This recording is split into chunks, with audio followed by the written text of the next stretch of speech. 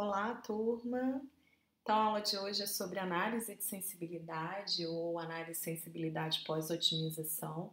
É um assunto bem bacana da nossa matéria, mas que precisa muita atenção para conseguir compreender, né, quais os movimentos a gente precisa fazer nessas análises. Bom, uma das hipóteses que a programação linear assume é a questão de que a gente conhece os parâmetros, né, que eles são conhecidos e que a gente tem certeza de seus valores. Lembrando que os parâmetros são os números, né, que aparecem na função objetiva, nas restrições do modelo. Então, algumas vezes, a estimação desses parâmetros ela é baseada em previsões futuras e mudanças, né? Já que a gente está pensando em previsões futuras, as mudanças podem ocorrer, né? Até que a gente consiga implementar a solução final, né? Considerando o mundo real.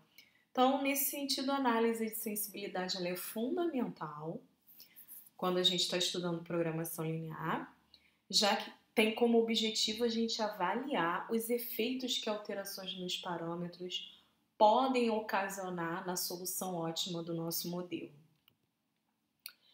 Bom, a gente pode empregar a análise de sensibilidade em dois casos. No primeiro caso, que é chamado de análise de sensibilidade simplesmente, nós vamos estudar a variação que os coeficientes da função objetivo e as constantes do lado direito de cada restrição podem assumir dentro de determinados limites, sem que isso altere a solução ótima do modelo inicial ou, no caso da função dos parâmetros da função objetivo, ou sem alterar a região de viabilidade, no caso de alteração do lado direito das restrições. Então, a questão da região de viabilidade é você manter aquela região de soluções viáveis, né, sem que você precise mudar essa região. Esse caso ele pode ser analisado graficamente, utilizando os cálculos algébricos, ou diretamente do relatório de sensibilidade, né, quando a gente usa os softwares de otimização. Isso considerando uma alteração por vez, né? Eu não posso pensar que eu vou mudar simultaneamente esses coeficientes ou esses lados direitos. O segundo caso, que é o da análise de sensibilidade pós-otimização, ou simplesmente análise pós-otimização, é empregado quando, após a gente fizer algumas mudanças nos parâmetros do modelo, a solução ótima do modelo ela vai ser afetada, né? Deixando de ser viável ou passando a ser uma solução subótima. Então, nesse caso, a gente vai precisar recalcular a nova solução ótima do modelo. Então, aplicando alguns dos algoritmos que a gente já conheceu. Nesse caso, a gente pode fazer análise da tabela simplex. E aí a gente pode considerar mais de uma alteração simultaneamente. Então, só para a gente relembrar, a gente vai considerar aqui também no nosso modelo um PPL no formato de maximização, sujeito a todas as restrições no formato de menor ou igual, e as variáveis são não negativas. Então, eu posso pegar a matriz dos coeficientes das restrições, que é a matriz A, e pegar ela na forma aumentada, ou seja, quando a gente já inclui as variáveis de folga no modelo e tudo vira equação, né? Todas as restrições viram equações, e aí nessa forma aumentada a gente pode particionar a matriz A em duas matrizes, uma matriz básica, que é a matriz B, e outra não básica, que é a matriz N. Essa matriz básica ela é uma matriz quadrada e ela tem inversa, e a matriz N não necessariamente ela é quadrada, ela é o que restou da matriz A. E então, quando a gente olha a tabela simplex final, né, que é a tabela simplex ótima, aqueles números todos que aparecem lá, eles têm uma fórmula por trás daquilo. E a fórmula que a gente identifica são essas daqui, né? Onde tem as variáveis básicas, na linha da função objetiva é 0, e na parte das restrições a gente encontra a matriz identidade. Aonde tem as variáveis não básicas, a gente vai ter essas fórmulas aqui, que envolve o vetor CTB, que é o vetor de coeficientes da função objetivo. O B significa que eu estou considerando os coeficientes da função objetivo apenas das variáveis básicas. Né? E a gente vai aparecer também a inversa da base e o vetor Bzinho. O que é mais interessante da gente estar trabalhando, esse daqui, né, essas fórmulas são equivalentes à de baixo, só que ali eu juntei tudo, eu não separei em variáveis básicas e não básicas. Quando a gente olha aquele quadro, né, tudo que vai aparecer lá, na linha da função objetiva, eu vou ter, né, na parte das variáveis essa fórmula, e onde a gente tem o valor da função objetiva vai ser dado por esse outro valor aqui. Então, tudo isso é conhecido, tá? Que vocês podem estranhar aqui, na verdade, é esse B-1, que a gente não sabe quem é ainda, mas é fácil a gente descobrir quem ele é apenas olhando a tabela simplex final. Bom, o que vocês têm que observar aqui é que na parte das restrições, né, com relação às variáveis, o que a gente tem ali embaixo é a inversa da base vezes a matriz A aumentada. Então, essa observação é crucial. Para um PPL na forma padrão, né, que a gente viu, dado acima não, que foi dado, no tableau ótimo, nas colunas variáveis básicas iniciais, aparece a inversa da base. É dessa maneira que a gente vai conseguir identificar, olhando a tabela simplex final, qual é a inversa da base. Análise de sensibilidade. Dentro da análise de sensibilidade, tem dois conceitos que são muito importantes, que são o conceito de preço-sombra e custo reduzido. Então, a gente vai entender primeiro o que é esse preço-sombra. Esse preço-sombra é o benefício encontrado na função objetivo quando se acrescenta uma unidade a dado recurso. Então, lembrando que a análise de sensibilidade, a gente pensa em alterar os parâmetros, né, ou da função objetivo ou do lado direito, uma única vez, né, sozinho. Né? Então, se eu for alterar a quantidade disponível de recurso da restrição 1, só ele que vai ser alterado, os outros vão ser mantidos constantes. Então, caso eu altere, né, essa quantidade de recurso ou para mais ou para menos, isso vai gerar um impacto aonde? Na função objetivo. A gente já viu isso na aula, na parte 2 de dualidade. Né? Então, esse impacto, ele é dado pelo preço-sombra. Né? Se eu aumentar em uma unidade, aumentar ou diminuir, tanto faz. Qual é o impacto disso na função objetivo? Ele é dado pelo preço-sombra. E esse preço-sombra nada mais é do que o valor da variável dual. Quando a sobra em dado recurso, esse preço-sombra ele vai ser zero, porque essa sobra significa que eu tenho uma folga na restrição, então está sobrando recurso. Então, o impacto de aumentar ou diminuir uma unidade de disponibilidade daquele recurso, na função objetiva, esse impacto vai ser zero. O preço-sombra poderá ser usado para verificar, por exemplo, se a oferta adicional de matéria-prima por um preço a combinar vai valer a pena. Né? Então, ele pode ser usado para a gente ver o quanto eu estou disposto a pagar a mais por uma unidade daquele recurso. Caso o valor a ser pago seja maior que o preço, sombra, não é interessante, porque você pode ter diminuição de receita, de lucro. Tá? A linha 0 na tabela simplex final, ela já vai me dar diretamente o preço sombra. Tá vendo como é que essa tabela simplex final ela simplesmente mágica, né? Eu consigo olhar para ela e identificar, o preço sombra de cada recurso é esse. Mas em qual local dessa tabela simplex? Vai ser na linha do Z ou na linha 0, tá? Embaixo das variáveis de folga.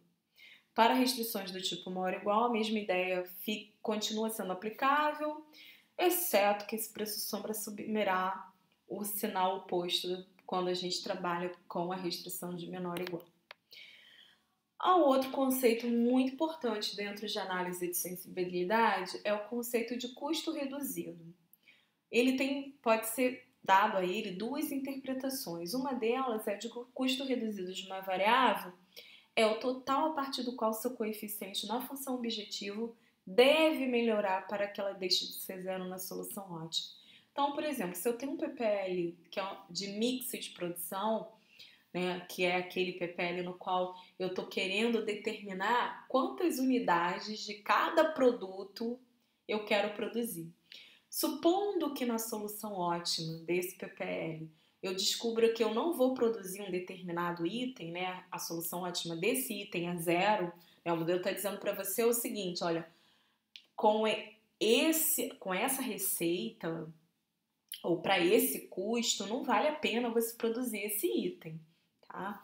Então, o custo reduzido, que é o custo reduzido da variável, que foi nula na solução ótima, ele vai dizer para mim, olha, a partir desse valor aqui, né, você pega a receita que você tá lá, acrescenta o custo reduzido, então a partir disso é que vai valer a pena. Então essa é uma das interpretações. A outra interpretação de custo reduzido ela diz que o quanto a função objetivo irá piorar para cada unidade que ela aumente a partir de zero. Então, na solução ótima, aquela variável é zero. Se, né, o tomador de decisão, por algum motivo, ele queira produzir uma unidade daquele item, para cada unidade que ele resolver produzir, né, o valor dessa função objetivo vai ser pior. Né? E o quão pior será é dado pelo custo reduzido. Então, esse custo reduzido ele só se aplica a variáveis que na solução ótima são zero. E para a gente achar, é só a gente olhar também novamente para a tabela simplex final. E eles vão ser encontrados embaixo de cada variável original do modelo. Primeira observação, né? Para os preços sombras, que preço sombra está definido quando eu penso em variar o lado direito, né? Individualmente. Então, para esses preços sombras, a gente pode calcular faixas de viabilidade, né? Por quê? Para cada recurso eu vou ter um preço sombra. Só que esse preço sombra, se eu descubro lá que para o recurso 1 ele tem um preço sombra igual a 10, ou seja, a cada unidade a mais daquele recurso, a minha função objetiva aumenta em 10, o tomador de decisão ele pode pensar, então vamos aumentar 100 vezes, né? Porque aí a minha variação na função objetivo, lá no meu Z, vai ser 10 vezes 100. Não. Por que não? Porque esse preço sombra está limitado a uma faixa, tá? Então ele tem um intervalo no qual ele é válido. Tá? Então, esse intervalo no qual aquele preço sombra é válido, ele é chamado de faixas de viabilidade. Né? Então, eu tenho essas faixas tanto para aumentar ou diminuir aquele valor daquele recurso. Observação 2. Para os coeficientes da função objetivo, é possível também calcular faixas, no qual, né, aqueles coeficientes podem variar sem que a solução ótima se altere. E nesse caso, esse intervalo no qual a variação desses coeficientes individualmente não vão alterar a minha solução ótima são chamados de faixas de otimalidade. Todos os pacotes computacionais fornecem as informações sobre preço sombra e suas faixas de viabilidade, né, assim como o custo reduzido e as faixas de otimalidade dos coeficientes da função objetivo. Além, né, dos pacotes fornecerem, a gente poderia determiná-los também a partir da tabela simplex ótima, usando aquelas fórmulas que eu apresentei quando a gente tem a tabela simplex final. Eu vou apresentar aqui usando o solver, né? Mas é também possível fazer esse cálculo à mão. Vamos ver por um exemplo, que é esse exemplo de uma empresa de brinquedos que monta 3 brinquedos, trens, caminhões e carros, usando 3 operações. Aqui é dado os limites diários em cada operação, as receitas por unidade, os tempos de montagem. Isso permite que a gente monte o PPL, né, onde a gente define X1, X2 e X3, o número diário de unidades montadas de trens, caminhões e carros. Então, eu tenho aí um problema de mix de produção. Então, a gente quer determinar essas quantidades desses brinquedos. O PPL eu quero maximizar a receita total, porque ele me dá a receita por unidade, que é 3, 2 e 5. Então, a função objetivo ficou 3x1 mais 2x2 mais 5x3, sujeito, né, a produção desses brinquedos passam por 3 operações. Então, eu vou ter uma restrição para cada operação. E a gente conhece aqui esse lado direito, é a disponibilidade de tempos em minutos em cada operação. Né, os tempos de fabricação de uma unidade foram dados e isso permitiu que a gente montasse esse lado esquerdo. Então, finalizando, a quantidade de unidades montadas dos brinquedos não pode ser negativa. Bom, essa aqui é a tabela simplex ótima desse problema. Deixo como uma atividade vocês tentarem resolver. Dá para aplicar o algoritmo simplex diretamente, porque está na nossa forma padrão. Então, tenta resolver e checar que essa, de fato, é a solução ótima. É a tabela simplex ótima desse problema.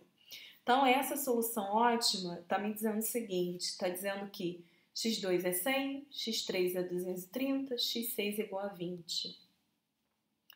Então, essas são as variáveis básicas. As não básicas são x1, x4 e x5. X1 é a quantidade, é o número de unidades produzidas de trem. Então, o modelo está dizendo para mim o seguinte, olha, não produz trem, não está valendo a pena produzir trem com essa receita e esses gastos aqui em tempos de operação, nas operações. Produz 100 unidades de caminhões, tá? Que é o X2, e 230 unidades de carros. Tá? E esse X6 aqui é o quê? É a variável de folga da última restrição, que é igual a 20. As outras duas variáveis de folga são x4 e x5, que são variáveis não básicas, então elas são nulas.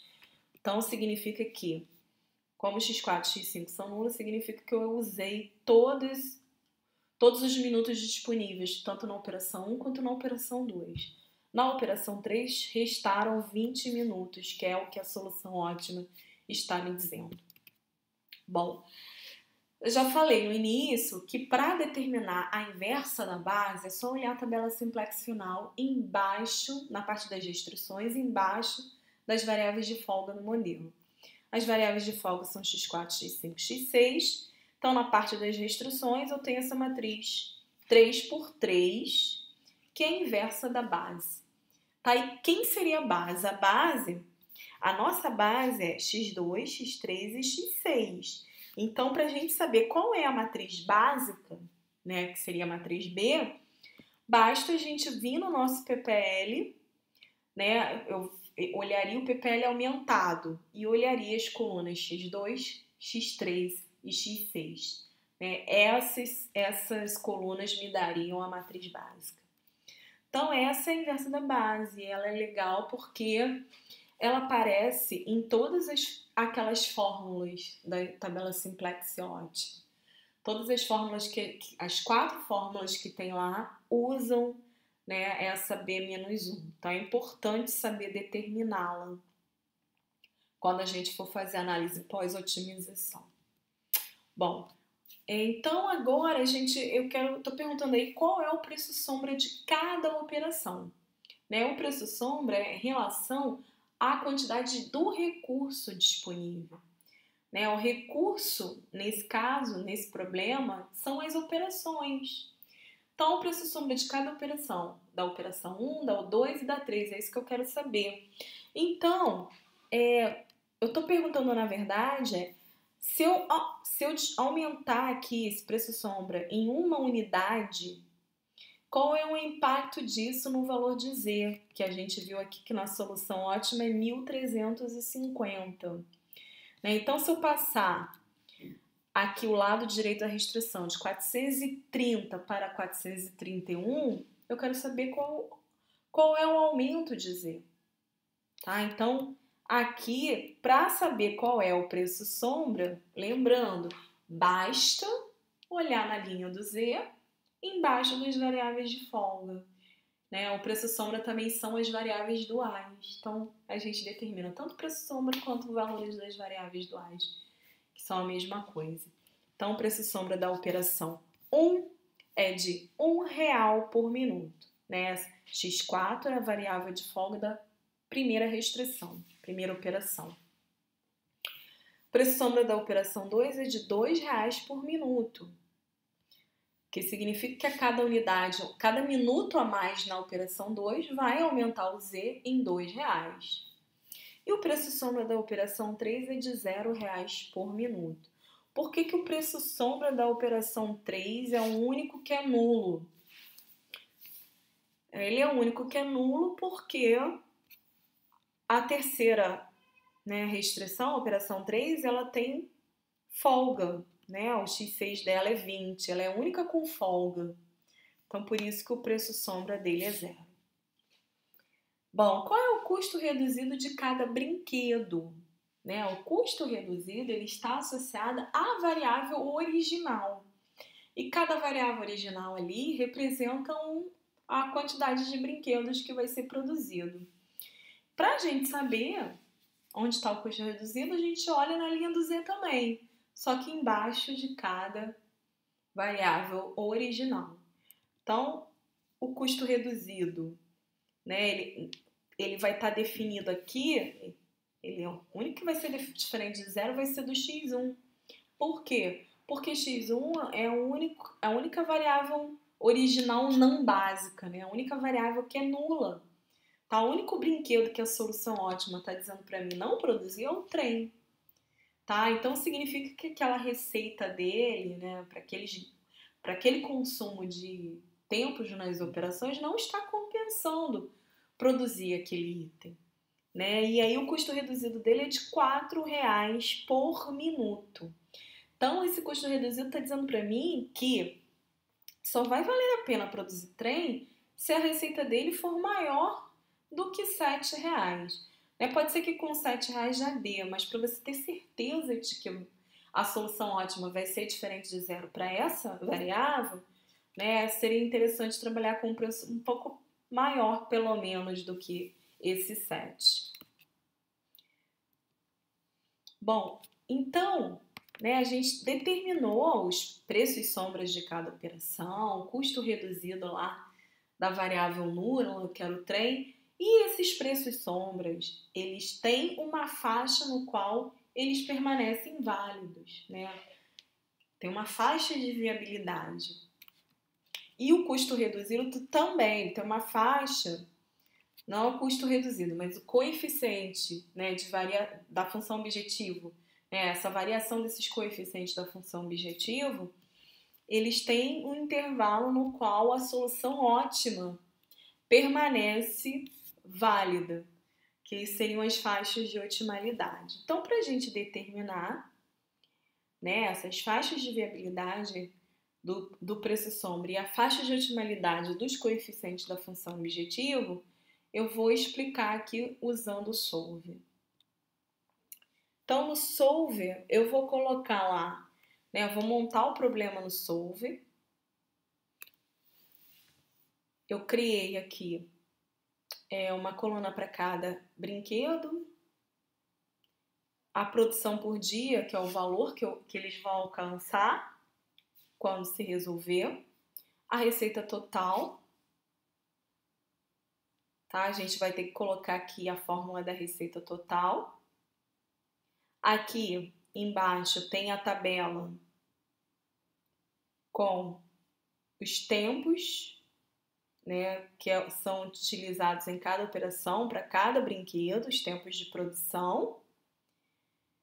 E por último, eu botei aqui na última linha a receita de cada unidade de brinquedo a ser produzida. Criei uma coluna onde vai ser computado o lado esquerdo e coloquei o lado direito, que é a disponibilidade em horas em cada operação.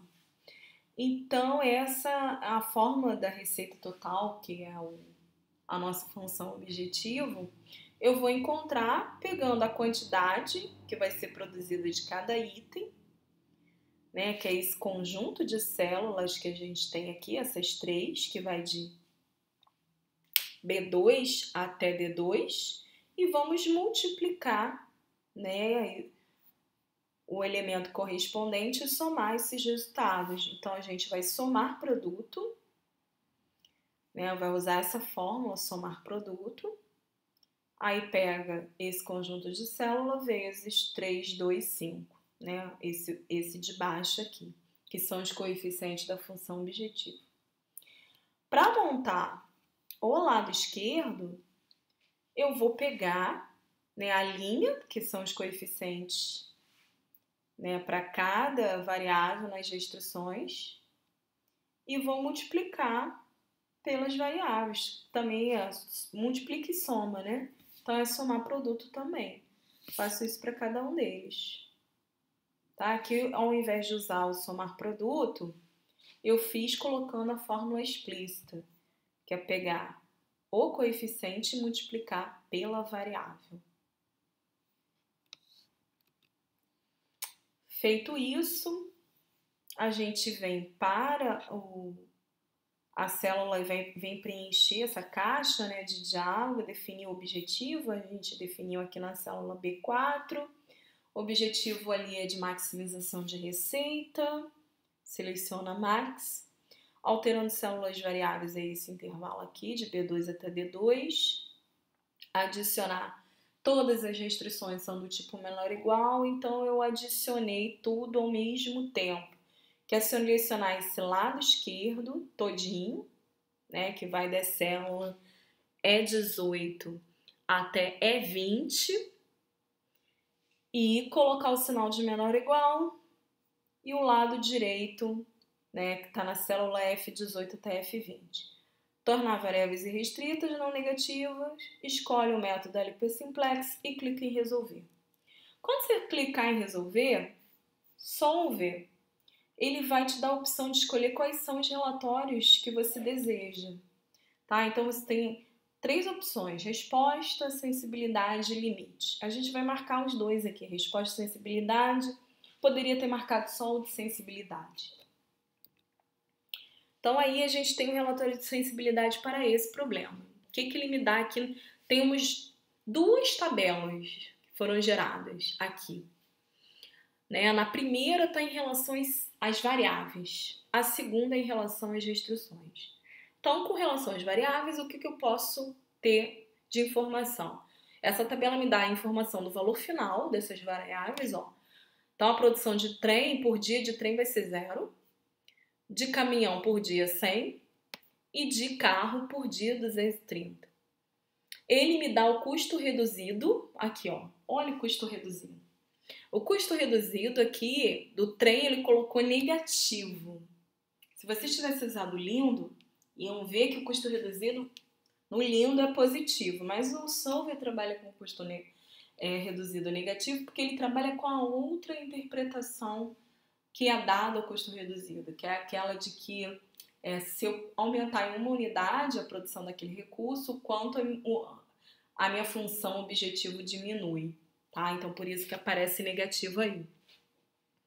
Bom, a terceira coluna aqui, né, dessa parte de informações, ela me dá o coeficiente dessas variáveis, né, que são os dados lá que aparecem na função objetivo. E aqui eu tenho o intervalo, né, no qual, se eu pensar em variar esses coeficientes, né, ou para mais ou para menos, né, individualmente, né, eu não posso variar todos eles ao mesmo tempo, só um, a minha solução ótima não muda, vai permanecer sendo 0, 100, 230. Então, aqui, ó, permitido aumentar. Então, para o trem, eu posso aumentar até 7, que a solução vai permanecer sendo 0. Né? E reduzir, eu posso aumentar o que esse intervalo está dizendo para mim é o seguinte, eu posso aumentar de 3 para 4, de 3 para 5, né? Aumentar até 4. E esse permitido reduzir, esse valor aqui, 1e mais 30, significa que é um número muito alto. Então, eu posso reduzir a quantidade que eu quiser, né? Que a solução ótima não vai mudar. Já no caso do caminhão, né, o intervalo no qual eu posso aumentar e reduzir é outro, né? Eu posso aumentar, né? O atual é 2, eu posso chegar até 10, que a solução ótima vai continuar sendo essa daqui. Tá? E aqui da mesma forma, permitindo aumentar do carro, né? Eu posso aumentar infinitamente, né? O coeficiente dessa variável, que a solução ótima não muda. Na tabela de baixo, em relação à restrição, então esse aqui é o intervalo voltando aqui, desculpa. Aqui a gente tem, então, o intervalo de otimalidade de cada coeficiente da função objetivo. Tá? Então, o coeficiente x1, né, na função objetivo, ele pode reduzir infinitamente e aumentar até 4 só. De x2, o coeficiente dele na função objetivo, ele pode reduzir até 2 e aumentar até 8, por aí vai. Agora, com relação às restrições, eu tenho aqui, ó, o número de horas utilizadas em cada uma delas. Na primeira usei os 430, na segunda 460, na terceira operação só 400 minutos. E aqui eu tenho o preço sombra, que aparece aqui como sombra-preço, é o nosso preço sombra, tá? Que a gente já viu, já tinha visto isso na tabela simplex ótima. E esse aqui é o intervalo, né, no qual é permitido aumentar ou reduzir, de modo que esse preço sombra continua válido. Então, o preço sombra de R$1 por minuto na operação 1, ele é válido se eu pegar o lado direito, que é de 430, e aumentar até 440. Se eu aumentar mais do que isso, eu já não sei qual é o impacto disso em Z. Tá? Então, se eu passar aqui de 430 para 440, isso significa que o preço sombra continua válido, de R$1 continua válido. Então, o preço sombra é definido para cada unidade extra do recurso. Então, se eu estou aumentando 10 unidades, significa que o impacto no meu Z vai ser de R$10. E reduzir, eu posso reduzir até 200 unidades, ou seja, eu posso chegar até 230 minutos, que o preço sombra continua sendo de R$1 por minuto. Então, se eu reduzir em uma unidade, a minha receita, nesse caso, uma unidade é a quantidade do recurso 1, que seria 1 minuto, a receita total iria reduzir em R$1. Então, a gente tem aqui os intervalos para cada um deles, né? E esses intervalos aqui são conhecidos como intervalos de viabilidade do preço sombra.